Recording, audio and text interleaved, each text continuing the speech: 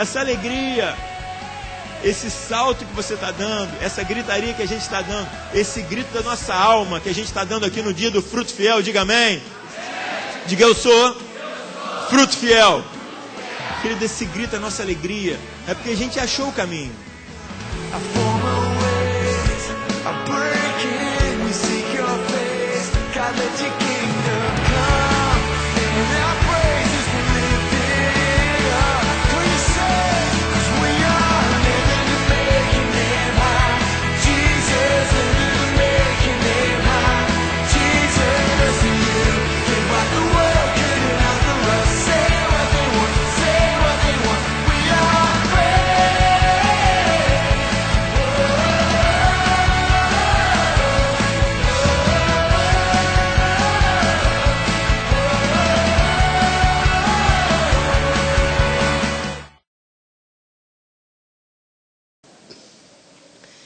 Vou me apresentar, meu nome é Tatiana, sou discípula, para quem não me conhece, né? Alguns me conhecem como Tatá, e eu sou discípula 12 da pastora Flávia. Quero compartilhar com vocês que eu estou aqui vencendo um gigante, né? Que eu estou aqui por obediência, porque na segunda, quando o pastor me chamou e disse que eu daria a palavra no culto de domingo, queridos, eu entrei em choque. E ainda estou em choque, passei a semana em choque, estou aqui em cima ainda em choque. Então, assim, vocês não... Eu quero pedir a misericórdia de vocês, que vocês tenham amor pela minha vida, porque eu sei como é difícil para mim estar aqui. Até uma discípula da pastora falou bem assim, mas tem uns que queriam até estar no seu lugar. Eu falei, me diz aonde é que eu vou dar a palavra para ele subir. Porque cada um sabe da sua limitação. Mas eu sei que Deus vai usar, porque na verdade não sou eu. Né? É o Senhor quem faz. E se você está aqui, é porque Deus te trouxe aqui. E Deus quer falar com você. E se Deus usou uma mula, não é possível que Ele não vai me usar, né? Então, assim, eu vou pedir para que vocês tenham misericórdia, que vocês orem por mim.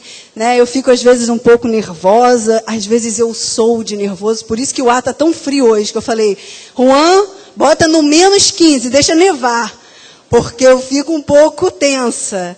Mas amém, né? O importante é a gente obedecer. E na obediência, Deus nos honra, amém? Porque eu tenho certeza que tem coisas que você não queria fazer. Tem coisas que você não entendia. Mas por amor a Deus, por obediência a Deus, você fez e você foi honrado. E você tem sido honrado. Amém? Não é assim? Tem coisas que a gente faz sem entender, mas Deus nos honra, porque Deus trabalha na obediência. Então eu estou aqui por obediência. E eu falei, Senhor, eu vou falar sobre o quê? Né? Qual é a palavra que eu vou trazer para a tua igreja? E a pastora tinha me dado um tema livre, e como é a primeira vez que eu prego num culto de domingo, eu não poderia deixar de falar sobre Davi. Né? Quantos aqui conhecem a história de Davi? Então, eu quero dizer para vocês que eu me incluo muito na história de Davi. Que Davi, ele é um guerreiro, um vencedor. É algo que ninguém dava nada por ele. A família dele não dava nada por ele. Mas Deus dava por ele. Né? E eu quero falar com vocês do que Davi fez para vencer. Teve atitude. E hoje nós vamos falar de atitude. Qual é a atitude você tem tido? Qual atitude você tem tido diante dos gigantes que se levantam? O que você tem feito para vencer aquelas vozes que ecoam ao seu lado, no seu ouvido, dizendo que você não vai dar em nada, que você não pode, que você não é capaz? Mas eu quero te dizer que você já é mais que vencedor, amém? Então vamos orar pela palavra do Senhor? Poderoso Deus, eterno Pai, eis aqui a tua palavra, Senhor. Oh Deus, eu estou diante de uma palavra que é viva, que é vida para as nossas vidas, Senhor. Oh Deus, que o Senhor possa me usar, Deus, poderosamente nessa noite, Senhor. Oh Deus, porque eu sou só um vaso, mas o azeite vem de Ti. É o Senhor que derrama o azeite. Deus, e o Senhor tem um encontro marcado com cada filho aqui presente nessa noite. O Senhor deseja, anseia falar o coração de cada pessoa que entrou por aquela porta, Senhor. Oh Deus, e eu estou aqui me colocando como um instrumento, mas quem faz é o Senhor. Oh Deus, eu reconheço que eu não sou nada, eu reconheço as minhas limitações, Senhor. Assim como Davi, eu sou menor menor da minha casa. Assim como Davi, Deus, eu estou de trás das malhadas, mas o Senhor vem me tirar essa noite para trazer uma palavra poderosa, direto do teu trono. Uma palavra que cura, uma palavra que liberta, uma palavra que encoraja os teus filhos, Senhor. Porque nós temos vivido em dias maus, em meio a lutas, Deus. E só o Senhor pode nos sustentar. Só a tua palavra pode nos guiar e trazer vida para nossas vidas. Em nome de Jesus eu te peço, Senhor. E agradeço pela vitória de cada um aqui presente. Amém. Eu queria que vocês abrissem a Bíblia de vocês a partir de 1 Samuel 16. Depois vocês podem deixar aberta que a gente vai seguir por 17, até onde Deus mandar, amém? Eu sei que hoje ninguém tem hora para ir embora. E geralmente quando eu prego assim, eu levo umas 3 horas. Né? Ninguém tem compromisso, né?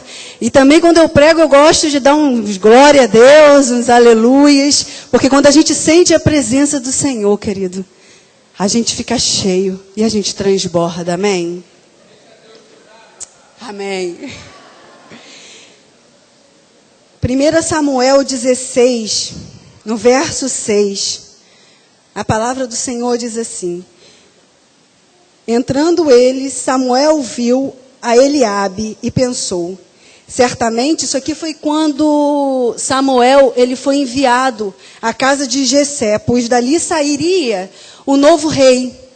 E quando ele foi enviado ali, ele pediu, né, para que Jessé trouxesse os filhos dele, para poder Samuel ungir a rei. E aí ele foi, chamou os filhos mais fortes, né?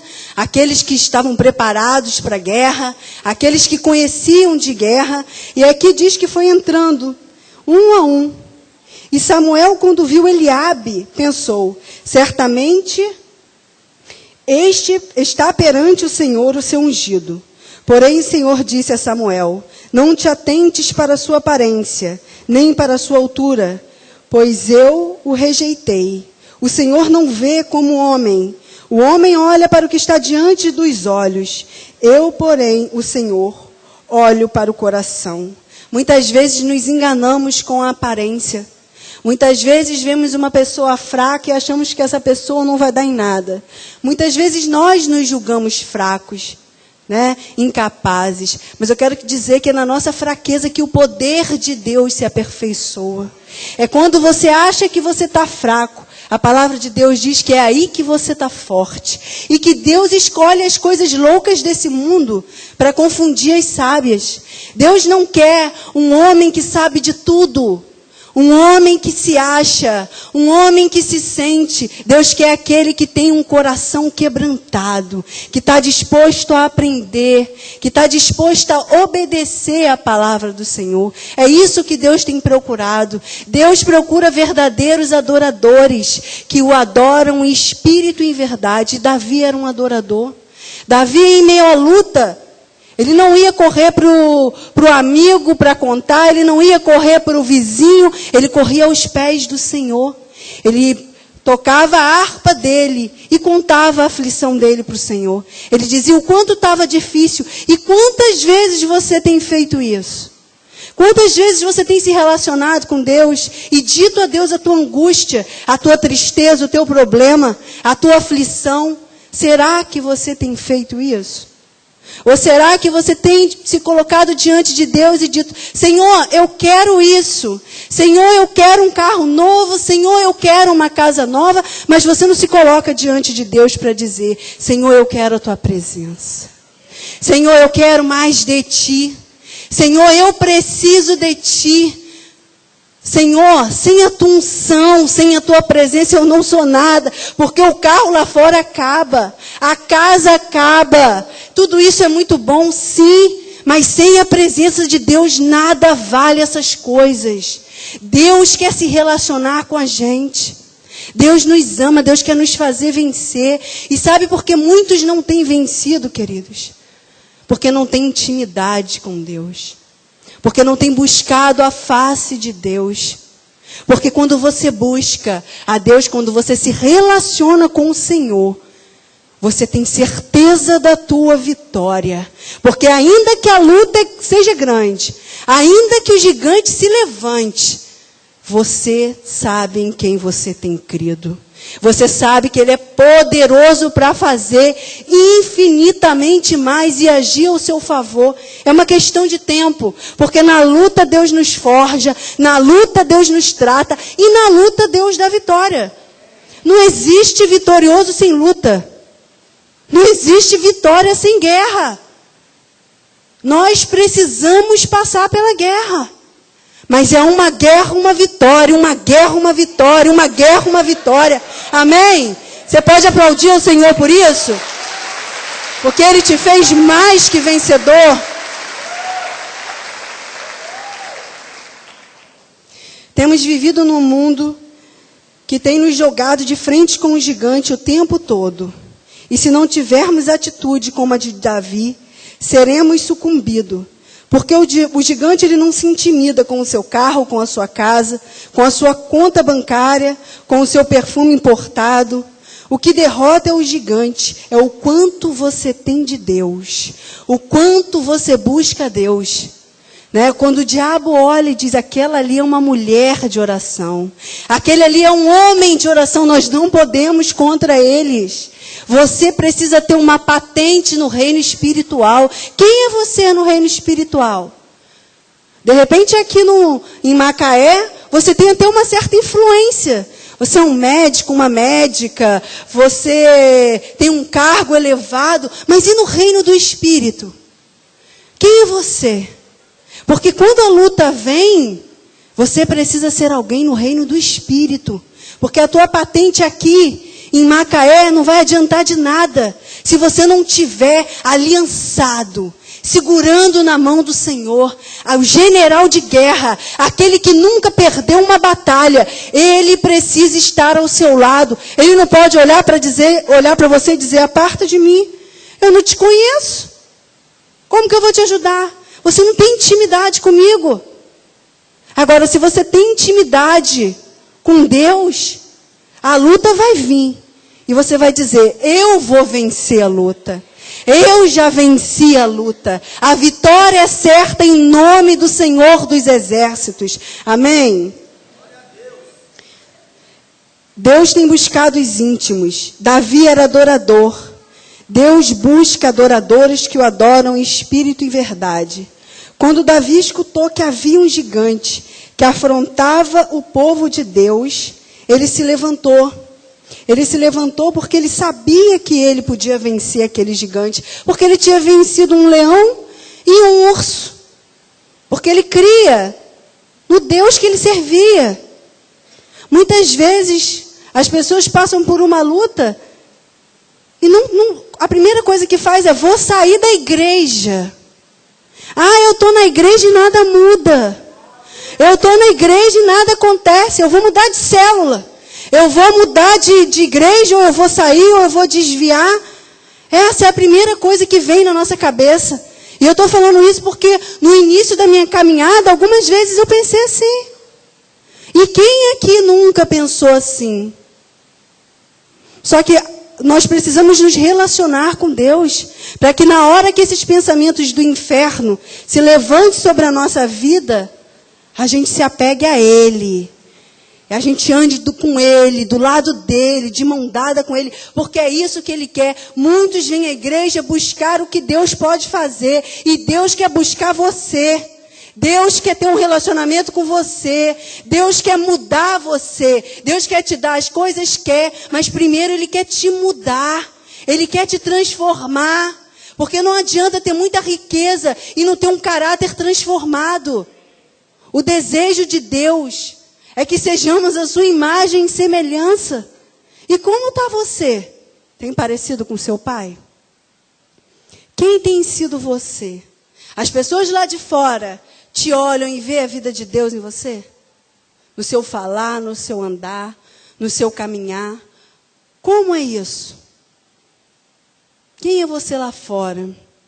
Porque na igreja todo mundo é uma bênção. Paz do Senhor, graça e paz, aleluia. Mas e lá fora? Porque é lá fora que está a nossa luta. Lá fora que está as nossas maiores lutas. Dentro da nossa casa que está a luta. No trabalho é que está a luta. E como você tem se portado? Como você tem se portado? No verso 28,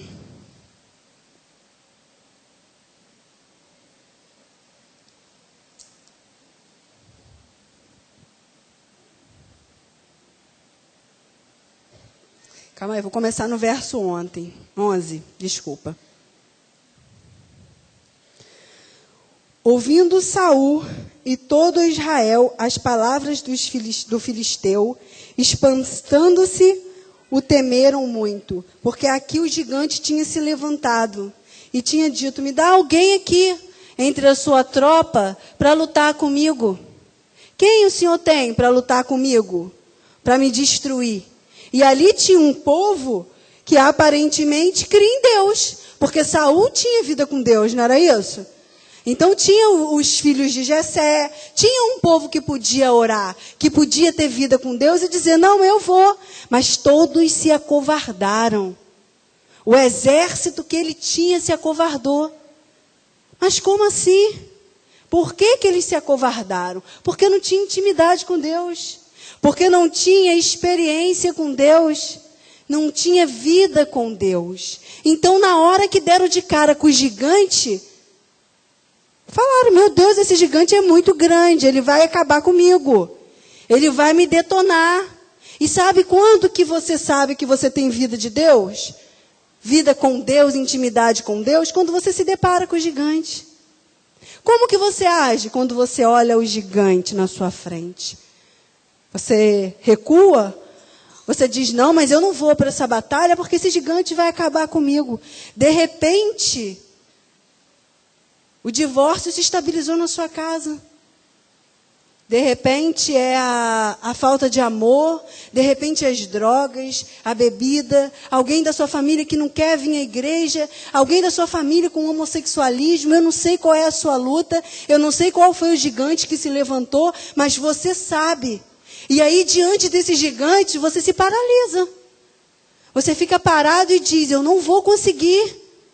E aí precisa de um Davi para se levantar, para lutar a sua peleja? Não, você precisa se levantar como Davi.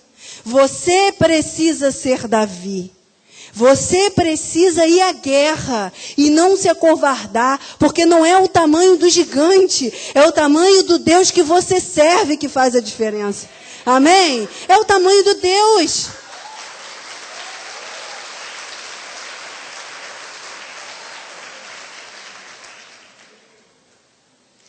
E no verso 32, disse Davi a Saul, porque quando Davi veio até Saul, ele disse: não, mas eu vou à guerra. Eu vou enfrentar esse filisteu que tem afrontado o povo de Deus. E disse Davi a Saul: não desfaleça o coração de ninguém por causa desse filisteu. O teu servo irá a pelejar contra ele. Respondeu Saul: contra este filisteu, não precisa ir para pelejar com ele. Tu ainda és moço, e ele homem de guerra, desde a sua mocidade. Né? Saul falou para ele: querido, você é pequeno. Ele não, ele tem experiência, olha o tamanho dele. Ele é homem de guerra. Ele é muito grande. De repente você fala assim para o seu discipulador: mas você não sabe a minha luta, meu marido foi embora de casa. Você não sabe, a minha luta é muito grande, por isso que você está mandando eu orar. Por isso que você está mandando eu jejuar. Porque você não está lá dentro da panela, porque diz que só quem sabe a quentura da panela é a colher que mexe, né? Você não está ali dentro, você não sabe qual é a minha luta. Né? Foi assim que Saul falou para Davi. Não, ele já está na guerra, já é velho de guerra. Olha o tamanho dele, você não pode ir contra ele. Porém disse Davi a Saul: teu servo apacentava as ovelhas de seu pai. Sempre que vinha um leão ou um urso, tomava um cordeiro do rebanho, eu saía após ele e o matava. Arrancava o cordeiro de sua boca. Levantando-se ele contra mim, segurava-o pela barba e o feria e o matava. O teu servo matava, assim um leão como o urso. Este incircunciso filisteu será como um deles, porque afrontou o exército do Deus vivo. O Senhor me livrou das garras do leão e das garras do urso. Me livrará da mão desse filisteu. Amém. O Senhor já te livrou de muitas coisas. E eu tenho certeza disso. Se você parar e for fazer um exercício de memória, quantos livramentos o Senhor te deu. Eu vou te mostrar um agora. Você está aqui, sorrindo, né? Um povo bonito, um povo cheiroso. É um livramento. Porque você poderia ter batido de carro antes de chegar aqui e não está aqui. Você está com vida aqui. É um livramento, porque muitos hoje não levantaram. Esse já é um livramento de Deus. E se você for parando e for pensando nos livramentos que o Senhor te deu, você vai poder fazer uma lista grande. E por que que o gigante ainda tem te paralisado? Qual é o gigante que tem te paralisado, querido? O que que tem feito você tremer na base? Querido, contra você não há gigante que possa. Amém? Porque você é filho do Deus vivo, o Deus poderoso, o Jeová e Yeshua, aquele que pode fazer todas as coisas. E Ele vai te dar vitória. Nessa noite Ele já está te dando vitória. Você crê nisso? Dá um aplauso ao Senhor pela sua vitória que está chegando.